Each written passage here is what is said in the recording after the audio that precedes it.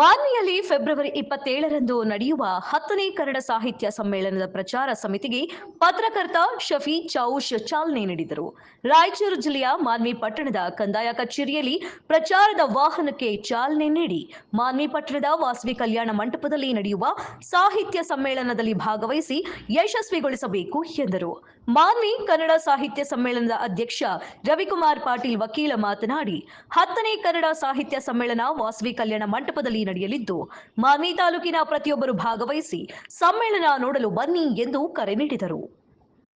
ನಮ್ಮ ರಾಯಚೂರು ಜಿಲ್ಲಾ ಕನ್ನಡ ಸಾಹಿತ್ಯ ಪರಿಷತ್ತಿನ ಗೌರವ ಕಾರ್ಯದರ್ಶಿಗಳಾಗಿರ್ತಕ್ಕಂಥ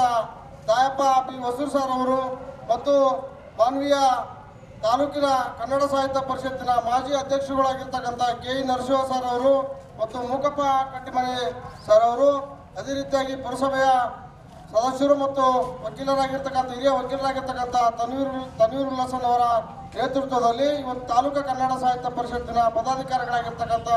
ಬಸವರಾಜ್ ಜಂಗಮರಳ್ಳಿ ಅವರು, ಇವತ್ತು ಲಕ್ಷ್ಮಣರಾವ್ ಕಪ್ಗಲ್ರವರು, JN ಬಸವರಾಜ್ರವರು, ಪ್ರಭಾಕರ್ ಪಾಟೀಲ್ರವರು, ವೀರಭದ್ರಪ್ಪ ಗೌಡವರು, ಹರ್ಷವರ್ಧನ್ ರವರು, ಅದೇ ರೀತಿಯಾಗಿ ಕನ್ನಡ ಸಾಹಿತ್ಯ ಪರಿಷತ್ತಿನ ಎಲ್ಲ ಪದಾಧಿಕಾರಿಗಳ ಒಂದು ನೇತೃತ್ವದಲ್ಲಿ ಕನ್ನಡಾಂಬೆಯ ಮೂರ್ತಿಯ ಮೆರವಣಿಗೆಯನ್ನು ಇವತ್ತು 10ನೇ ಕನ್ನಡ ಸಾಹಿತ್ಯ ಸಮ್ಮೇಳನದ ಈ ಒಂದು ವಾಹನಕ್ಕೆ ಎಲ್ಲರ ಸಮ್ಮುಖದಲ್ಲಿ ಸಮ್ಮೇಳನದ ಸರ್ವಾಧ್ಯಕ್ಷರಾಗಿರ್ತಕ್ಕಂಥ ರಮೇಶ್ ಬಾಬು ಯಾಳಿಗಿರವರ ನೇತೃತ್ವದಲ್ಲಿ ಜಿಲ್ಲಾ ಕನ್ನಡ ಸಾಹಿತ್ಯ ಪರಿಷತ್ತಿನ ಗೌರವ ಕಾರ್ಯದರ್ಶಿಗಳಾಗಿರ್ತಕ್ಕಂಥ ತಾಯಪ್ಪ ಬಿ ಹೊಸೂರು ಅವರು ಈ ಒಂದು ಕನ್ನಡಾಂಬೆಯ ಧ್ವಜವನ್ನು ಎತ್ತಿ ಹಿಡಿಯುವ ಮೂಲಕ ಈ ಒಂದು ವಾಹನಕ್ಕೆ ಚಾಲನೆ ನೀಡಬೇಕಂತ ವಿನಂತಿ ಮಾಡಿಕೊಳ್ತೇನೆ.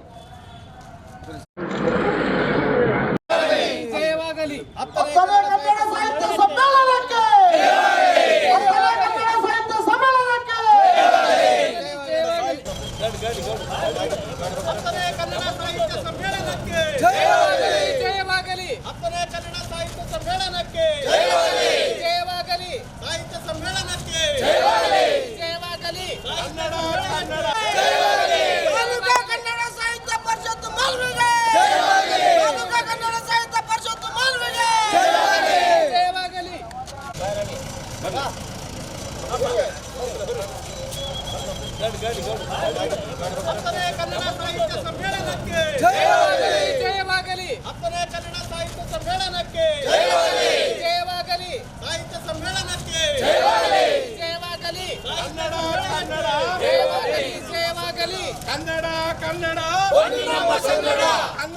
ಕನ್ನಡ ಬನ್ನಿ ನಮ್ಮ ಸಂಗಡ.